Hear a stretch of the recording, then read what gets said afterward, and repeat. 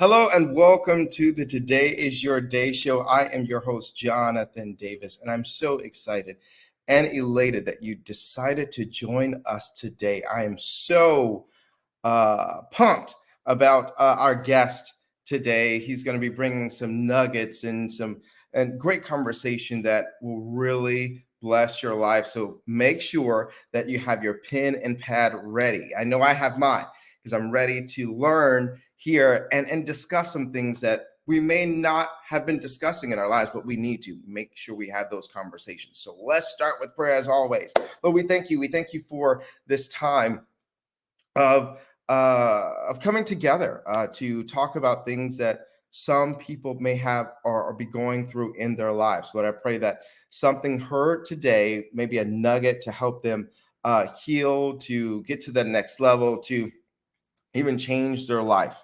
Lord, I pray that this show continue to be a blessing to those that watch, and that it not be about me. It's about people learning, people understanding that they're not alone, people understanding that you're not mad with them, that they can live past whatever they've done, whatever they're going through, and that they're just not alone. They're heard, they're loved, they're forgiven. Lord, I pray that the show go well, that whatever is supposed to happen will, whatever said that needs to be said will be said, and that those that are watching, that they be blessed, not just from the show, but just in their lives. And whatever they're going through, know that you are in the midst. And even if it's not going as great as they want it to be, there's a lesson within that journey, and that all will be well. All will be well. So we thank you and we pray in your son, Jesus' name. Amen. And we welcome you to Today is Your Day.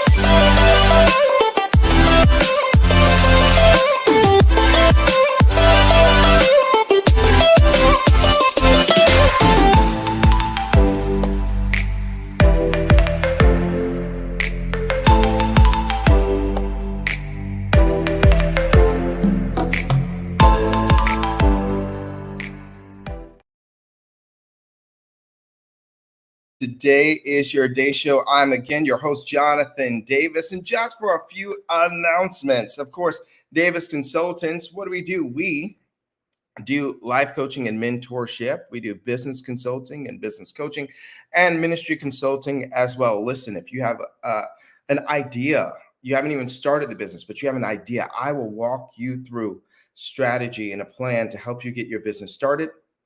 If you have an event coming up, I'll walk you through that, and we'll get this event ready to present to the world, or whatever you want to do. Listen, you have potential, and we all have it.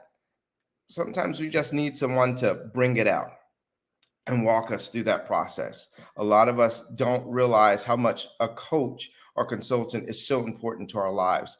And we're here for you. We're here to help. And we're here to get you to where you desire to be. Listen, we have something coming up and happening this Saturday, July 15th. It is the Clear Vision Masterclass. Listen, we've been doing some lives. I did one earlier today. I did one with Ricky Watson Jr. today. I did one with Kimberly Scott Brown yesterday. Before the week's out, we're going to do one with J. Michael Sherman. Listen, we are so excited to help change your life for the Clear Vision Masterclass. Listen, you don't want to miss the Clear Vision Masterclass. It's going to be amazing. Listen, I want you to go to either my website or you go to my page on Facebook, and I'll be putting the link in the comments a little later throughout the show. But I don't want you to miss this. Really, I really believe that this conference, not this conference, I keep saying conference. Hey, we may turn into a conference, but this masterclass is going to be life-changing. It's going to be so many nuggets that you may not even thought of that will change your life, even just having these lives and conversations with some of the speakers about vision. It's been opening my eyes, removing the scales from my eyes to understand how important having a true vision is. I mean, that's for your business, that's for your life, that's for your present and your future. You need to have vision for whatever you have going on in your life. And if you don't have that, you'll just be all over the place.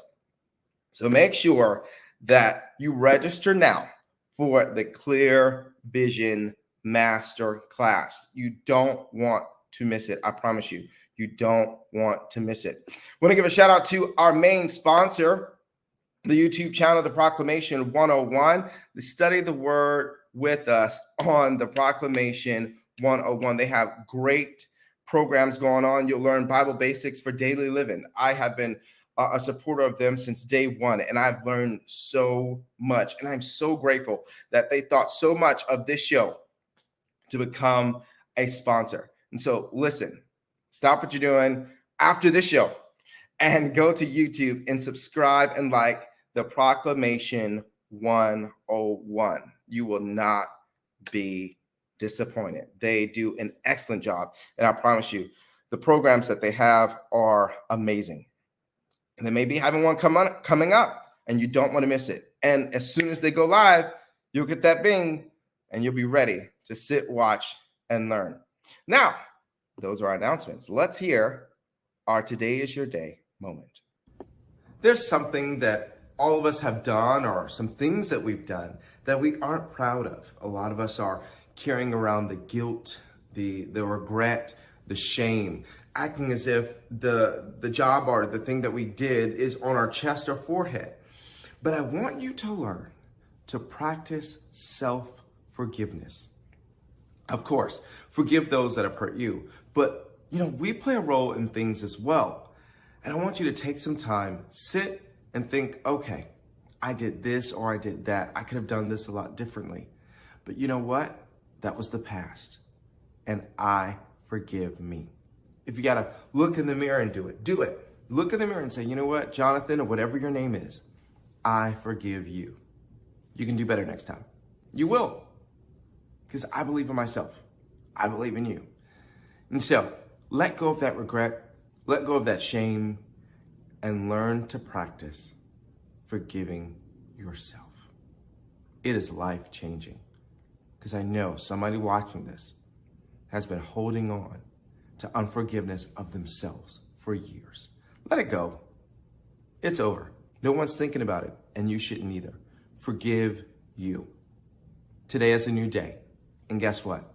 Today is your day. And we want to thank our sponsor, Young People Nation Podcast. I'm Eugene Perry.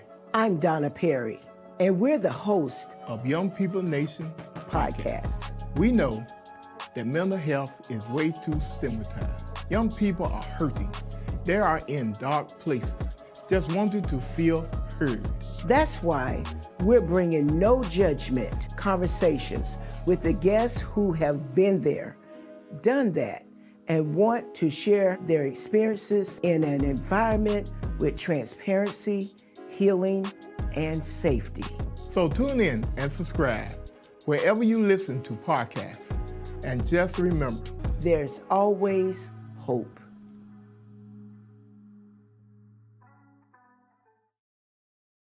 Listen, every Thursday at noon, let me put up their banner. Listen, I want you to make sure that every Thursday at noon, I'll even move me out the way, that you are catching the Young People Nation podcast hosted by the Perrys, this awesome, loving couple. You don't want to miss it. They are talking about some topics that are just, as they just expressed, that are changing lives. Listen, we need to have these conversations with our family, with our young people, and we're not. And sometimes we're a little scared to do that, but you all need to listen to this podcast. It will change your life. And we thank them for being a Today is Your Day moment sponsor. Listen, y'all, I am so ecstatic about my guest today. I definitely want to thank everyone that is joining us today. Let me make sure I get back to the comments, and I'll be posting them in a second. But I want to tell you about a little about our speaker at this banquet. Our guest today, Cory George. Cory George is a nationally recognized clinical trauma expert, award-winning television personality, author, and multimedia producer who has committed to the ministry of helping hurt yet deserving and capable people understand and heal from emotional and or physical trauma. Ladies and gentlemen, I welcome Cory George to Today Is Your Day show. Thank you so much for being on today. Well, Jonathan, thank you for having me. Hey, beautiful people! If you guys are watching, or if you watch the replay, just know that sign is always about you. Is you got this. So that's my mantra when I talk to clients and people who just want to know that they're okay. Tell us. I mean, I gave a tidbit of who you are. Let the audience know all the great things that you actually have going on and what all that you do. So it's interesting because I'm going to say this, and then I'm going to tell you why it was difficult and how trauma is so associated with how we represent ourselves. Because if you go through some things, you kind of learn to adjust but you either know how to celebrate yourself or you don't, right? And so I'm at this age, I'm finally walking into the fullness, and I just made a conscious decision about that. But having come from my own background of dealing with childhood trauma, and that includes childhood rape and molestation, bullying. I had a bad speech impediment, so I was teased a lot, and the feelings of abandonment from my dad, and also having moved 8 times in my school age years. That was a lot of stuff. And I understand now, having lived it, have survived it, having mastered it, and now doctoring it now, I understand how it can show up for anybody, and especially for folks of color or any marginalized people. It can look very different, right? And so now my goal is to enlighten people about not just trauma, but also the associated effects of that. We can look at things such as anxiety, depression, social issues, and the way that we show up and we show ourselves. And sometimes we don't even realize that we built a life around all of these situations and never really truly know ourselves until it's way too late. And some of us take ourselves and our fullness and our authenticity in the grave, and no one has had the honor of knowing who we truly are. So my job, the part I love is to introduce people back to things, to something that they never lost, but they just never mastered yet. I call myself a healing partner. I don't use therapist or counselor, and I'm not a healer. I just introduce you to tools and things that you can do on your own, because my goal is not to have you forever. My goal is to watch you fly and spread all that good old love and knowledge about yourself and create some new memories and to change your legacy. And what made you even want to do all of this? Well, I was in IT for 20 years, and since I grew up with not a lot, I never needed a lot. So I was never a money person. I was never a grandeur person. I was always in survival mode. I was just trying to just make sure that I can walk amongst the living as healthy as possible. And then one day, it was several years ago. I've been in IT for 20 years. Probably the midway point, I realized that as I was going on my healing journey, intentionally, I was picking up tools. And the thing about my healing journey is I did it all alone. So I understand the undertaking that it is when you have your own perspective, and you may not have a family structure that just may not know how to actually support that healing process. And so part of that was I didn't want anyone to feel alone in that process. So I started off as a mentor and then an advocate. Then I became a life coach for I think a decade. And then I realized that all of my clients were actually 95% of my clients were Black men, and that our issues were not about goals. Our issues were, why are goals hard to actually achieve? And sometimes it's not about what's happening today in the mindful state, right? Sometimes it's the old stuff that says, who do you think you are trying to do these goals? And you hear the voices of your parents or the voices of anybody that has made you feel bad, and it turns into your own self-talk. So it's a programming that happens over time. And so when I realized that not only did I have an understanding of that, but that I was gifted in some kind of way, and that I was empathetic enough to understand, I said, I need to do more of what I I need to study. And I'm a practitioner that says I don't do anything unless I'm skilled. And that's with anything I do. So I took it upon myself to go back to school twice after having the first 2 degrees. And people think I'm a study ward. I said, no, I'm just the type of guy that if I'm going to tell you something, you better be able to go and research that as fact, because I don't want to steer you wrong. So it was really about understanding and looking at my family and also having kids. Also knowing I wanted to raise them so differently than I was raised, but also respecting how I was raised and finding the nuances of what was great about that and not so great. And lastly, I'll say sometimes in an unhealed state, the most that we can remember are the bad times or the things that have caused us to feel unhealed. But part of healing allows you to see the full, it allows you to see a fuller picture. Whereas you may actually remember those, those great times with your little cousins at the times you grew up where it wasn't always bad. And that you can now make new meaning of things, because it's the meaning making of all of us as humans.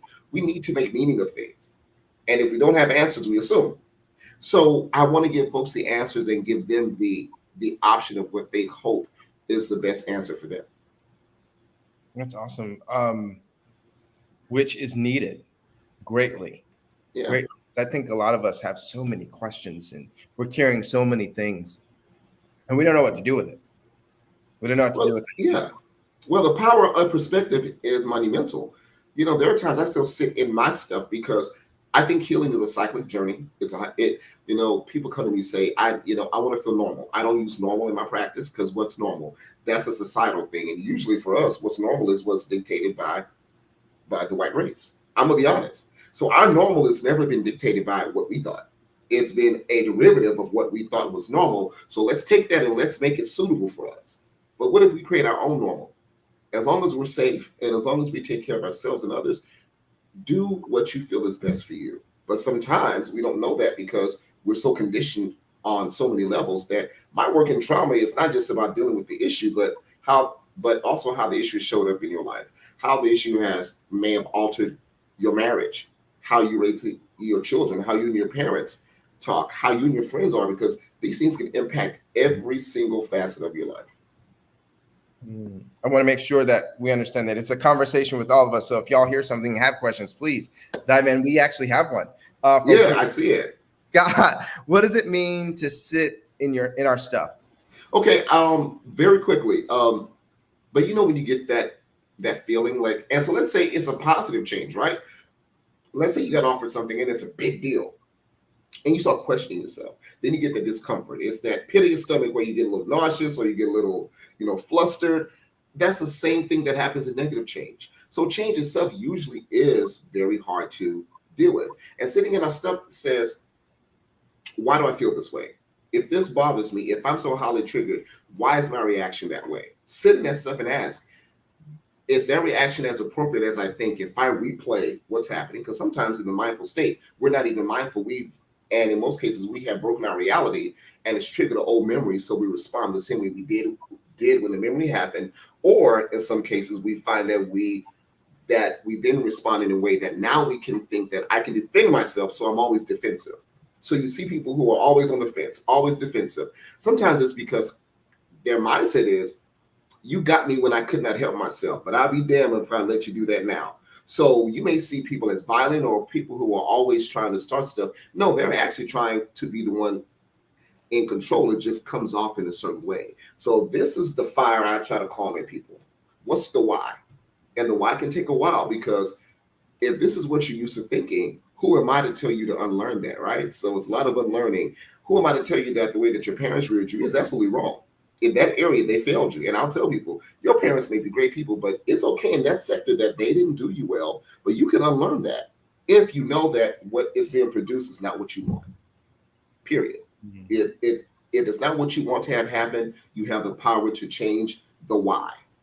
Why are you responding that way? I also deal with a lot of anger management clients, which may be derived from folks who have dealt with childhood trauma or who may be dealing with attachment issues, which can also be attachment trauma. So you're dealing with parents or any type of a caregiver that causes harm to you in a way that fractures the trust and it fractures your sense of self too, because we get our sense of self from how we're reared. And so so I always have to ask, tell me about your childhood. It's not to is not to point a finger, but it really is to say, what do you know about your childhood, and how do you think that shows up now? That's good. I'm gonna push up Kimberly Scott's next question, but we keep hitting on trauma. So what is trauma? Let's talk about what is trauma. So trauma itself, it's an event that really pushes the boundaries of your normal everyday skills of coping, because stuff happens every day, right? And you deal with it, and you may get annoyed, or you may get excited, but when it breaches that thing, and where you feel like something is threatened, where you feel like your life is threatened, where you feel like there's hopelessness and helplessness, that could be described for you as a traumatic event. But as you and I talked offline, sometimes we're so conditioned that what we consider trauma, especially in urban areas and folks of color who are marginalized, we have a higher tolerance of what we consider trauma. So for some people, when they hear trauma, but they think a gunshot, or they think something massive, but trauma can also mean, things as simple as hearing gunshots all the time. And as soon as you hear a gunshot, you flinch, and you know to take cover, or you know what to do. That's a trauma response. That's not a drill. That's a trauma response in action. So yes, and so it's about coping. How do you cope with it? As we talked offline, I said we have to look at how we're coping, because most people will recover from most people will find the room to heal in like weeks or days. But if you're having some kind of issues after 30 days, then we look at something what is called post-traumatic stress disorder. Or we can look at the fact that you have heightened anxiety, you may be depressed. There's so many things that can add on to that experience that is worth a conversation. Let me add to your question. So what does trauma look like? Like, is it different for everyone? It definitely can be. I was using a car accident scenario in another podcast, and I said it. So I'll use you and I. If you and I are in the backseat of a car, and we get rear-ended, but let's say it's not horrible, but it's an accident because we're caught by surprise. You and I may have a different experience afterwards, because what if this is your first car accident and you just caught off guard? What if this is not my first car accident? But what if it's not my first accident, and the first accident I suffered an injury that is still hard for me to deal with, or some psychological issues? So you see how the circumstances can change per the individual. So we can have the same incident, but what are the protective factors? Meaning, what are those things in place that will lower that risk of us feeling trauma afterwards? And we look at the risk factors. What are the things that will increase that probability of saying, oh, we're going to have a reaction that's probably going to last a while? So that's how it can be different. So I can be in a household where I can be in an urban area, but I have a quite supportive family. I have a wonderful friendship circle. So when I experience something, I have folks who support me, folks who believe my feelings and I can talk to. That may help me from suffering from anxiety and or depression. Versus I could be in a household worth $4 million, but our family don't talk. There's not enough social. There's not enough social activity. So I hold this stuff in, and the only perspective I have is my own. So in that version, I'm more likely to suffer more of the consequences of trauma. Is it because the lack of learning how to communicate? It's several things, really. But also, if the person was also exposed to other forms of trauma prior, and how they cope with that, that could also be a precursor to how they process this new incident as well. So it's not a blanket. So the definition of trauma is a blanket thing. But how we experience things, as we know, as individuals, can be very different. And so I want to make sure I put that out there, because people sometimes think that everyone should have the same reaction. Okay, so I feel okay, so why are you acting like this? Or I'm hysterical, why aren't you hysterical? It's everyone's own experience. And I think that when we start to honor each person's experience, we will find a lot more respectable actions going towards the view of trauma in society. Montre Roberts says, so trauma can't be environmental in a way of demographic? All of that. It can be all of that. When we look at, for me, I look at trauma in a way that I look at the person's ecology. So if it happens in my neighborhood, I want to look at what does the community look like? What's the support that's there? What's the influence of how you go to school? Because some schools are quite traumatic now. I've worked in them all year. It's like, wow, you guys are on 10 at 8 o'clock in the morning. It's too early. And I'm just having my coffee and children are in an uproar at 8:05. And so there's a lot happening in society. It can be very much environmental into the fact that it could be a hurricane. It could be a natural disaster. Those are all things that are also considered to be a traumatic event.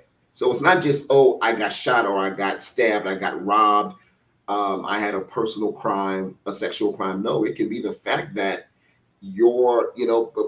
but that your building burned down and you're displaced now. What does that look like for you?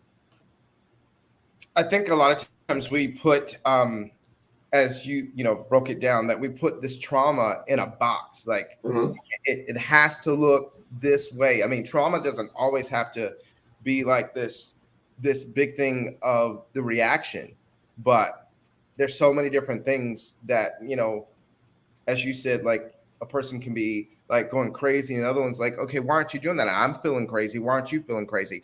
And it leads to the question of Jiskart Elias, can trauma sometimes lead you to depression? Yeah, that's one of the co-occurring things.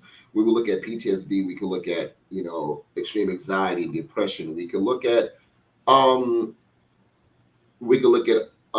deeper things as well. So there's a litany of things that can happen. It can affect your personality. So I want to talk about 3 different types of trauma. So we have the acute trauma, which is usually is from a single incident. So it's one thing happening. So let's say my building burned down and I don't know where to stay. That's one incident, right? But it also depends on the severity too. Then we have complex trauma where we have it, whereas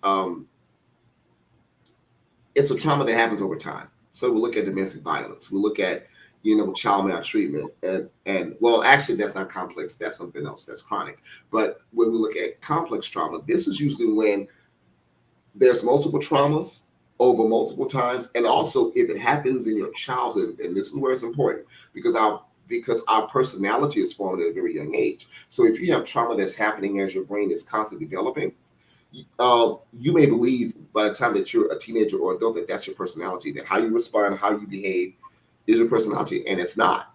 That's the disguise that trauma does. But also, trauma experience during younger ages, it has the potential of affecting your brain development, and literally, it can shrink certain parts of the brain, and that's why some kids may present with something such as ADHD. But if we're not trauma informed, we may miss the story. That is so for me, every form of behavior is communication.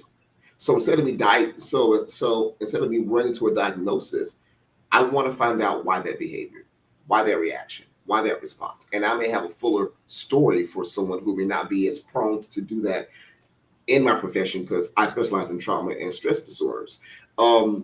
So it's very important, especially when I work with children. That's where I really love the work as well, because if I can help them, as their brain is developing, because your brain is a wondrous instrument. It can be rewired, if you start that work. So hopefully all or most of those issues that may happen, we can avoid those in adulthood, because a lot of adult issues are really childhood issues that just manifest, because the difference is, as a child, we're taught to try to cope with things because we really don't always have a way out because we're children, right? Because someone else has to protect us. As adults, your job is to have thriving adult relationships. So now the things that you use to cope as a child may not serve you well when you are trying to deal with adults. For example, a child may shut down. Well, if a child is being maltreated, they may shut down so they can just get by it. And you saw it in Precious where in the movie she didn't shut down, but she dissociated and she went into a dream. That was the way that she coped with being raped by her dad. But does that work in as an adult? If you and I are in partnership as friends and we have an issue and I just suddenly shut down, does that help us as adults? Most likely not. So we have to see, what are those skills? And I see it often in my practice where my clients are using childhood skills in coping, but they don't really bode well in their adult lives. I'm gonna sit this question, then I have one after. Okay. Parents and families help children with anger? The first thing I tell parents is watch how you model your own anger. So I'm gonna put parents on blast, and I would tell people, if you got a problem, just email me or find me. I will tell you. As a parent, it is my job to model my frustration on how I want them to show up. Now, if there's a mental health issue, there's other things happening that's biological, that's a different story, right? But if they are what we consider mentally healthy, my job as a parent is to model how I want them to deal with frustration. If every time I'm frustrated, I curse, I yell, I beat, then I'm failing them. I'm failing them, because what's going to make them respond to life differently if the first thing that they know, if I get angry, I got to fight somebody because my mom or my dad beat me, or they didn't talk to me, they only yelled at me. So that's why some kids only respond when folks yell at them. Otherwise, they're just doing their thing, right? And not until you yell or you do something so evasive, and I can tell the problem right away. It's like, wait a minute, this child wasn't talked to. This child was yelled at. So parents, watch your frustration. Because they're children, you will get frustrated. Just understand, you will get frustrated. I don't know any other parent that has ever been frustrated. Just expect it and understand that what you model for them is what you teach them how to deal with, not just you, deal with kids on the playground, deal with those teachers. So for example, I see kids all the time arguing with faculty. Why are you arguing with adults? I don't know how to do that because my parents never raised me that way. Because I still honor older people, but that's how I was raised. So it does go back to being conscious about what we're doing towards each other. So let's go back, because you keep bringing up the mirroring, and I think that is so imperative. As adults, and we went through this trauma as children and being brought up different ways. Like, how do we deal with that now? How do we first acknowledge that we are dealing with trauma? Well, I will say this. One of my experiences, and this is just my experience with my dad, I feel like he raised me through his trauma responses because he had childhood trauma that no one addressed. So now that I'm older, I can see, this was not about he didn't like me. This was the fact that he didn't know what to do because he was a child trying to have kids. And I acknowledge that, so I forgive that. But I also hold him accountable for knowing how he was affecting me because I would tell him. And so I think that we just need to listen. Sometimes, like, if you find yourself so defensive and it's hard for you to hear something else because you decided this is how it is for you and this is the only answer, there may be something stuck there. And it may not even be trauma. It may be something that has happened and it shifted your means of communication and coping towards everything is personal. And that's another indicator. Is everything personal for you? When someone does something, is it just because they forgot? Is it just because it was an accident? Or you're saying, oh, no, this is personal for me because it happened to me. Yes, it did happen to you. But what's the why? If you find yourself overreacting and you have to apologize later, or you may not apologize, but deep down you may have had an overreaction or something, so whether it's violent or verbal, you find yourself always shutting down and not capable of having the conversations. Or if you're avoiding people, places, and things that remind you of painful incidents, right? So that's avoidance. We could look at, are you having nightmares of certain things happening? Those are intrusion symptoms. So if you're having nightmares, if you're having flashbacks in the middle of the day, and if it comes back and it feels exactly the same, because I want to talk about the trauma memory, right? So when you have a painful experience, your brain encodes the memory of the experience, but it also encodes things like touch, smell, the things that you looked at, things you heard while it's happening. And so when you have that reaction or that trigger, you may flood yourself with those old responses and those old feelings. And I want to share this example. I had a client call me this was about a year ago, and I thought he was in crisis. And he was like, no, I'm okay now. And I'm like, okay, what happened? And he was walking to Walmart and he passed the laundromat and he smelled bleach. And the bleach reminded him of an incident because there were sheets associated with it and they were always fresh sheets. And I got the joy of hearing him say, I was triggered, but I grounded myself and I pushed through. So going back to sitting in our stuff, sometimes just teaching people that it's okay to sit in the discomfort for a while, because one of the concepts is when you go through a very painful experience, it may shape your idea of safety. So you may find that you don't feel safe in every space. Like you may be highly self-conscious. You may be on guard all the time. You may isolate yourself because you don't feel safe in these spaces. That's also a telltale sign as well. So what are like so we know we first need to start paying attention to the way we respond to things. And then once we do that, we have to ask, what are some questions we need to ask ourselves? I like for me, because again, this journey is going to be for a lifetime, and I'm glad to say that. I will say, like, I may take a moment and say, well, why did I respond that way? What was so deep about that? I replay the situation and say, did I have the best behavior? Because I want to own my stuff. And I think the willingness to own it says, oh, I can own my reaction. I can still hold you accountable for what you did. But I think my reaction is way off kilter. How can I fix that? Oh, there's some more work I need to do. I was in a brief relationship some time ago and it triggered my daddy issues. I thought I was fine. And it wasn't because something bad that was happening. It was because something good happened that I never got from my dad, and I got it from this person. And I didn't know that I could deserve that. I had no idea. Opened my mind, and it scared me. And it taught me to sit there and say, it's okay, I do deserve that.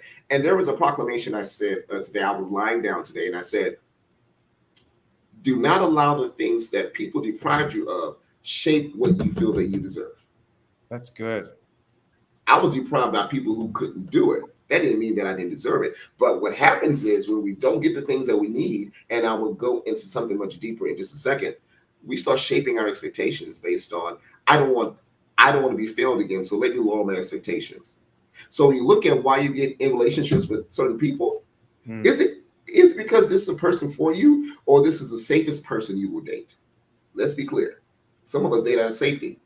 Are you dating your aspiration, or are you dating your safety zone? And the aspiration is always much wilder than the safety zone. Why? Because there's something that says, I'm afraid to even dream that big because I don't know the experience. I don't know if I deserve it. And I don't know what to do with it. But if I play safe, I know this person will like me. It's a guarantee. So we pick people sometimes out of safety, and that could be a trauma response too. And so it just goes so much deeper. And, as a species, when we're born, we are instantly looking for that connection. Babies can die from not thriving if they don't have human contact. So all throughout our lives, we are seeking those connections, in different ways. And if that's fractured in childhood, then we try to find it in different ways in our adulthood, and it doesn't always serve us well. And so those are the things I want to bring awareness to. So trauma is not just about a broken leg or someone pulled a gun on me. Trauma is about, do I have attachment trauma? Do I have issues with my mom and dad that I'm trying to manifest and heal through my marriages or my boyfriends or girlfriends? Or I'm the oldest of 7 children. I would tell you, in most of my friendship groups, I'm the oldest person. I woke up to that. I said, wait a minute. I am walking around here replicating my family group. I realized that that's what I was doing. So having that awareness and being open to it, like, wow, okay, yeah, we're good now. So, so I hope I answered your question for you. Oh, yeah. This has been really good, really good. We got more questions. How has the pandemic impacted us? Yay, great question. Yay. I'm so happy someone's asking me this question. Thank you, Kimberly Scott. So let me tell you, so I was always a loner. So when people say stay home, I was fine with that. Like, you ain't got to tell me nothing, but I'm just going to just go downstairs and work, right? But here's the magic about this. Some people are social elites because that's how they get their social pleasure. That's how they feel worthy. But when you cut that off instantly, like, oh my God, I can't go out to brunch, happy hour. I can't go twerk on Sundays like I normally do because that's my social routine. What do? I got to sit with myself. I don't know if I like myself because I'm here all day long by myself, looking at myself, and no one to tell me I'm cute, no one to affirm me. I'm a little stuck. Or I'm home with these kids and I'm frustrated because I kind of wish I was at work. Mm-hmm. and then it's shut down, and then you have children that you're trying to school. I had 2 teenage kids. I'm trying to turn into Zoom and trying to make sure they stay in class all day. And I don't want to be in Zoom all day. So it became hard. And then trying to re-socialize them after things open up has been hard. My kids are in the house all the time.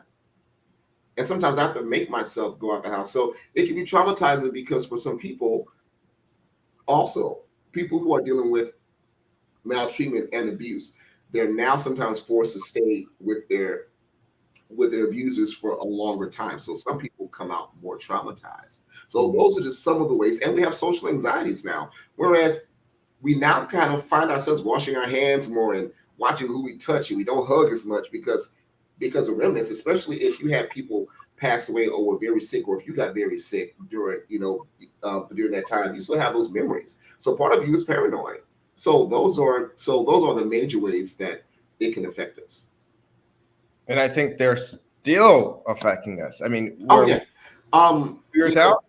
Yeah. As a researcher, I can promise you, until maybe up to 10 years later, we can do an effective study because these things change over time. But I want to share something, and I shared this in a reel the other day, and it shocked some people. So every time you have a trauma response, which means your body feels stress and it feels like there's a danger or something, or there's a fear, people don't realize that your body actually releases 32 hormones just to manage that. 32. And what that means is, so 32 hormones, and you factor this in, most hormones take, the hormones take anywhere between 24 and 48 hours for it to fully digest back in your body. And these hormones are trying to get your body back in sync. Well, first it's trying to help you to like evade the issue. So your brain doesn't know whether it's a real threat or it's a perceived threat. And so perceived threat means I think it's a threat, but it may not be. Your brain doesn't know. So as soon as it detects that, your body is flooded with things to try to help you flee the scene or fight or whatever that fight or flight response is for you. And why this matters so much is the stress on your body for it to undertake that. And when you get all of the, when you get that extra strength and your body's pumped up to, pick up a car, it shuts down other parts of your system that it doesn't need. So if you're trying to run away, you may not need your immune system to be as strong because you're just trying to go. And since you're not trying to make a baby while you're running, it shuts down your, that system as well. So this is why sometimes we have men and or women who are affected by stress and don't know it. And this is why they may have a problem trying to actually conceive, or men may have, sperm that's damaged. And some of the other effects is if you have chronic stress happening all the time. And this is how I'm going to tell you how it changes your legacy. Chronic stress, it has to release all these hormones. Your body's not made to have those hormones in there constantly. So being stressed chronically means you're stressed all the time. So your body's being flooded. At some point, so the main hormone, it's a hormone that adds all the sugar in your body, and so you can have strength, and it does quite a bit of good things. But in excess, it starts to eat away at the lining of your DNA. And then once it's eaten away, that's when we come to the damage of the DNA that turns on the triggers. So now your DNA has changed. Now, young man, when you have a baby and that sperm has a DNA, now your babies have the triggers for anxiety and depression because you were chronically stressed. And now when you look at things such as slavery and racism and all this from all these years, as a people, some of us are chronically not even stressed, but we have the disposition because it's there. So sometimes we're anxious just because we're alive. And so that's why you can see I can observe a person of a different culture in the same room with us and see how we respond as a culture very differently. But it's not because we're just Black. It's because we have the same things going through our veins. And that's what has us connected. So if you see someone being hurt by a police officer and it's a Black man or woman, the reason why you take it so personally is because we are so interconnected that it is personal to us. So my goal is to get you less stressed, or in an environment where you're less stressed. If that means you have to look at your relationships, your job, or your lifestyle, your diet, or you may be overweight, let's work on those because I want you to have the best quality of life with the time you have left. I know I gave a huge speech, but I was ready for this one. Listen, I'm sitting here blown away because I did not know that it would affect. Yeah. If you have chronic back pain, and you don't, yeah. And also, if you look at, like, if you go to the doctor's office, they, in most cases, when you're severely sick or injured, they will tell you not to stress out as much because they know what stress does in the body. So if you have chronic back pain, or if you have chronic gut pains, and also the importance of the gut pain is most of the hormones come from the adrenal glands, which sit on top of the kidneys.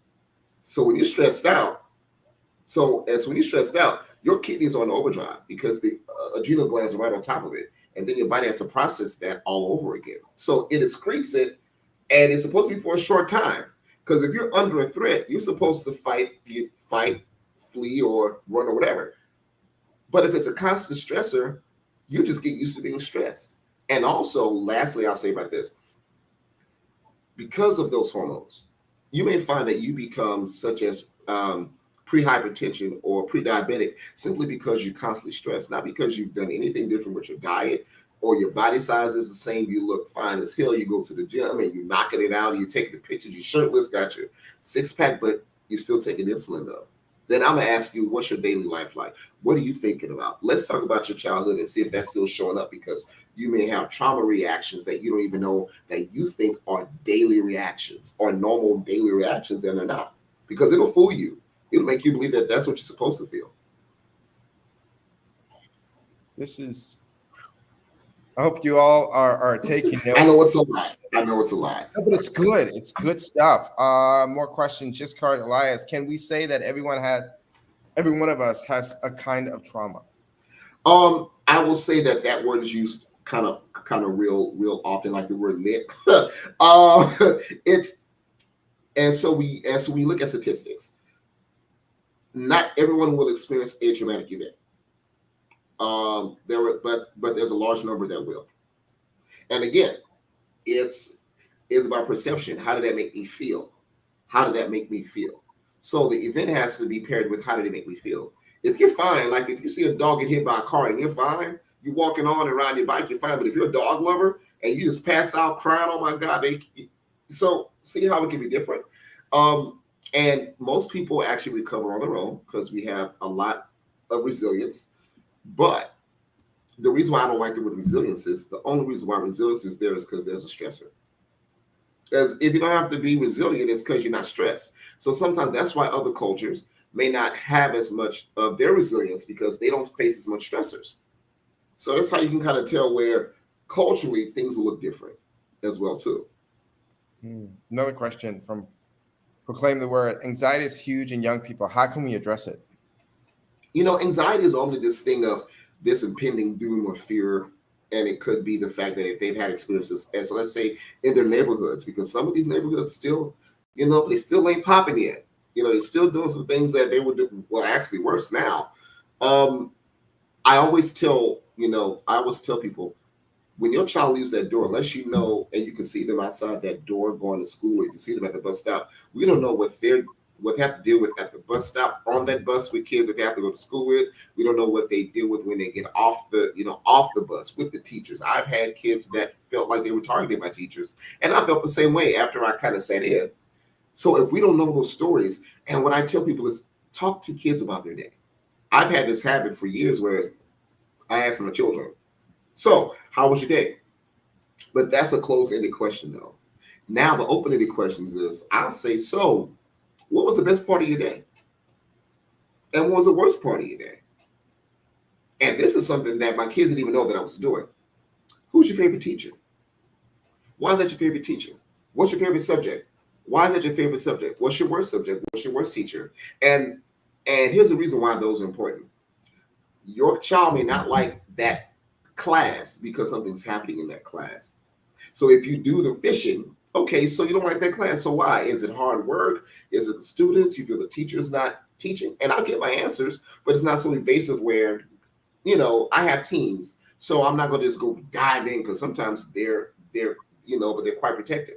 So I ask open-ended questions to find out the answers I need, and then we go from there.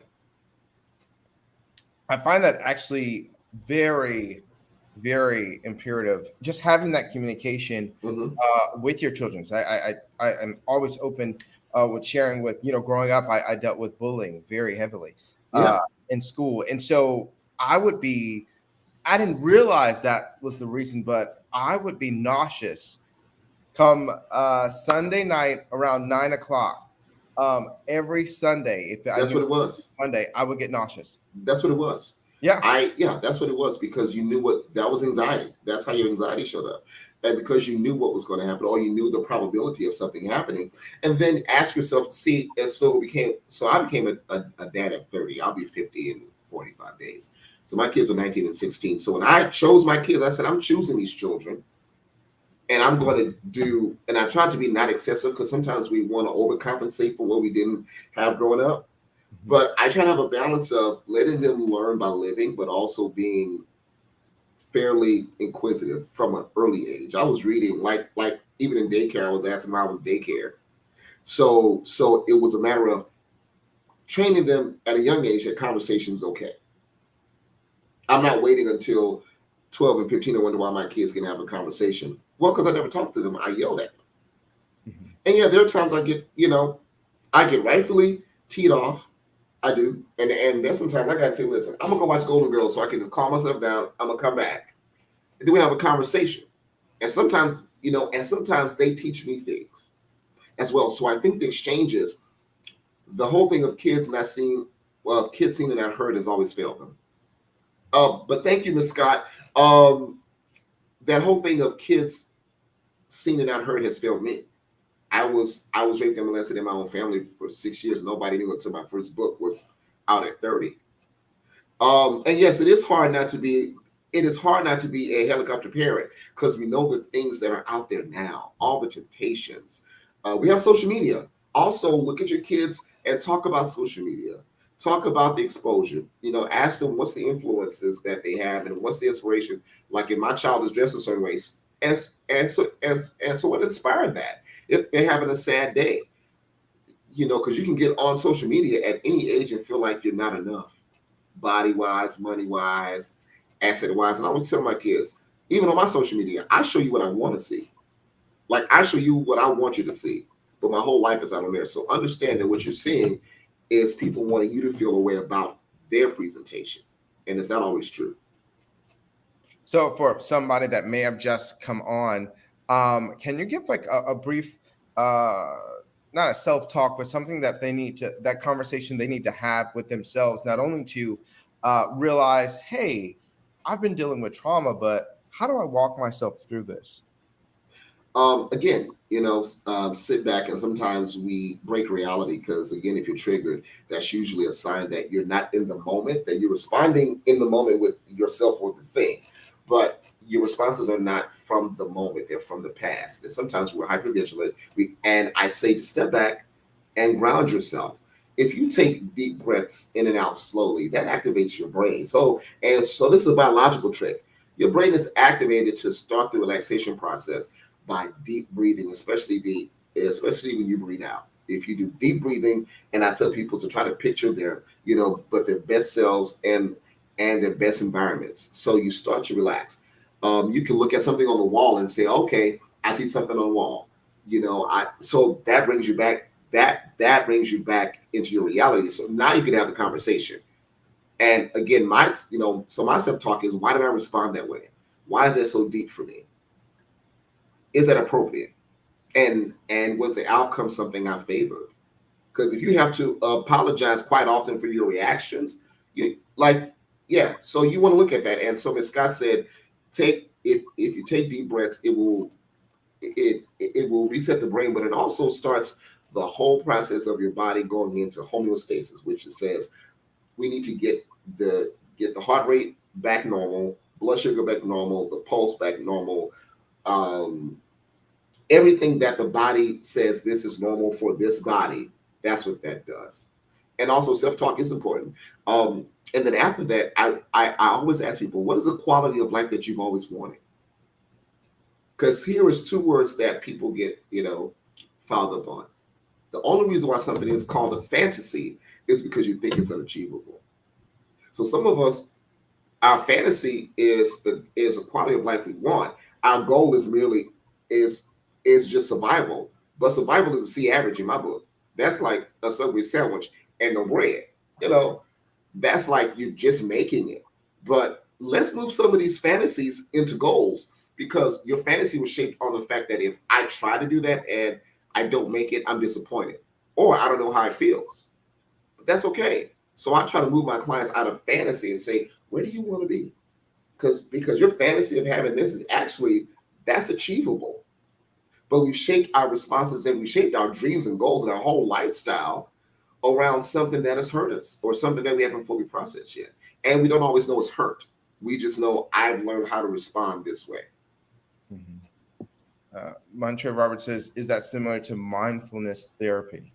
Well, mindfulness therapy is it's a bit more in detail. It has to do with meditation and all that. And some people are not comfortable with meditation because if you're easily triggered by your self-thoughts, by the past, like if you have flashbacks often or stuff like that, then at the time meditation may not suit you because you have to be in deep thought and listen to your own thoughts. So it's not recommended for everybody until we know, but can you handle being still and hearing yourself? Because you may be filled with all the negative self-talk and all the memories, and you may have yourself stuck. So it's a little bit more into mindfulness therapy, but you can use pieces of it in your everyday life to help you stabilize on your own. And that's one of the goals too, is to help you stabilize and to find the coping skills that gets you closer towards the results you want.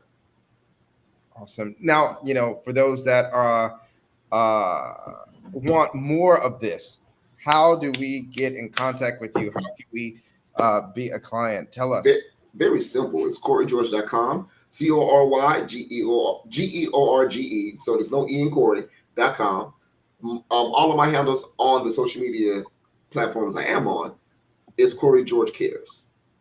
So I do everything from speaking. I'm actually making a mentor program for a high school that I volunteer at every month for mock interviews. So that's something I'm excited about. As you reach me there, I do coaching, I do counseling, I do family intervention. So I will go to your house and help. I will go to your house and help set y'all straight, because everybody in the family needs each other. That's where the living actually begins. That's where the molding and modeling actually begins. So I'm very interested in helping families understand how to talk, how to bring up those things that are uncomfortable. Because one of my mantras is making every uncomfortable conversation more comfortable. That's one of my work mantras and one of my life mantras. We'll definitely have him back, Jiskar. We'll definitely have him back. Thank you, guys. Thank you very much. I think we have one more question from Trey. Hey, Trey, is it dangerous to avoid your triggers, or should they be faced head on? Depends what the triggers are. If the trigger is causing you isolation, if it's causing you avoidance, and it's making you live a life that's catered around the trigger, most of that is really us trying to work to make sure that you feel a deeper concept of safety. When you feel safer, you are more likely to venture out a little more, right? So that's one of my concepts. But a trigger, the thing about triggers is that you probably will always have some triggers, but it's how you manage them. Like there are times I can have a trigger and it lasts for 5 seconds because I know what it is and it's not that deep. So it depends on how you respond to it. And if it's a very, very harsh response or something that is so delimiting for you, we have to take a look at that. So you don't avoid them.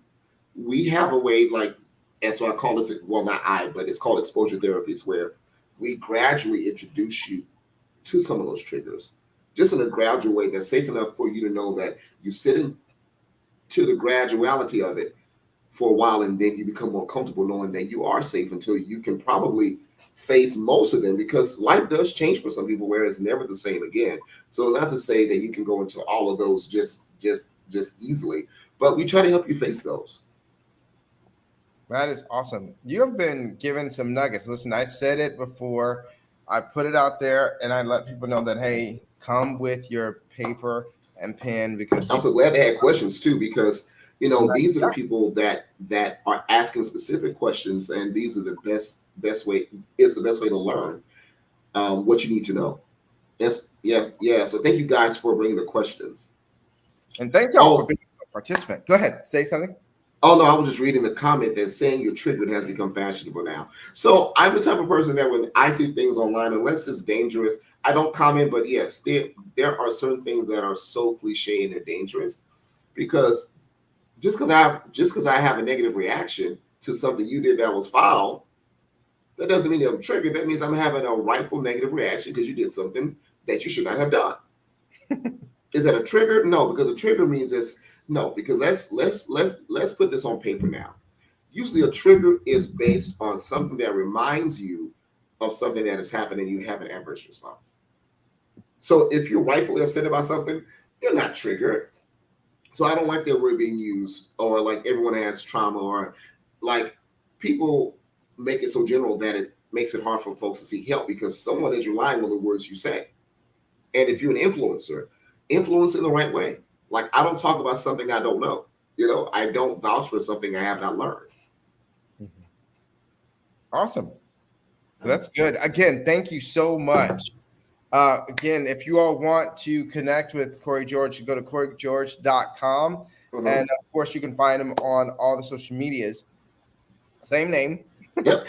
Cory George Cares on social media. So that kind of speaks. Oh, for your Instagram, right? Well, Instagram and Twitter, which I'm not as active because Instagram is more active for me. Yeah. Mm-hmm. I'm told Keela says that we need a part 2. Yes, because we didn't talk about intervention. I'll come back next week. All you got to do is let me know. I got you. We will definitely have Mr. Cory George. So we got a date. Okay, cool. I'll put it in my calendar. This time for my time zone, not yours, remember? Because I was ready to go. I was like ready. I was sitting there like ready to go. He was like an hour or two early, and I was like, no, I'm on Central Standard Time. Yeah. And also, and if you want to see some of my work, guys, I was a featured interventionist on the new A&E series, and it deals with addiction on the digital side. So if you have a streaming platform, you go to A&E, you look for that show. I'm on the first episode, and I think the 7th one. And my face opens every episode. I didn't know that until I saw the series. So and that's good for having black men in the helping field being on those platforms, because usually we're the ones that are getting fixed, and I don't like the word fixed, but we are usually the ones on the couch. So now I was offered that opportunity, and I'm looking forward to more things in the future. I have my own podcast happening in September. It's called The Healing Room, and it's also a thing I'm bringing into different cities. So it's going to be a very intimate group process where we just inspire healing and connectivity. That's what I want for all my followers. So. And did you tell, you were also, I saw the clip of you on Iyanla Vanzant. Oh yeah, that was 8 years ago, but it still shows every year. And I was on the couch then, and that's another story of how I ended up on the couch, but I should not have been there. But I was there because of the subject matter, and I'll do it again. Mm-hmm. But now to be on that side, because I was already I was on the coaching side then, but I wasn't on this expert side. So to be able to be on the other side and kind of doing what she does just in my own kind of way. Mm-hmm. I'm a doctoral student, so I'm excited about that. I'm learning some things that now I can just be facts to you guys. And can I share one last thing? Yeah. Just one. I will say this, that your feelings are always valid, but your feelings aren't always facts. Always back up your feelings with logic. Let that be the thing that rides your decisions, because sometimes people who are dealing with trauma, we sometimes have more responses based on the feelings than we realize we acted way too hastily. So it's okay to feel something. Like I tell my kids, feel it and sit for a minute. And what's the logic to it? So let's make healthier decisions so that way we can get to the prosperity that God promised us. This is good. I'm not allowing any more questions on. I'll be back next Tuesday if he schedules me, guys. So bring your questions, please. Every next Tuesday, because we got Kimberly Scott bringing our hot topics, but we will definitely have you back. Okay, just let me know, text me. I mean, you got my number, so it's easy. You're an important person, so we'll get on your calendar. So we are just excited about you being on today. Again, thank you so much. Thank you, everyone that participated in asking questions and being engaged and also just sharing. And I Okay. hope that everyone learned something. I know I did. I heard stuff today that I never even thought of. Never even Yeah. thought of.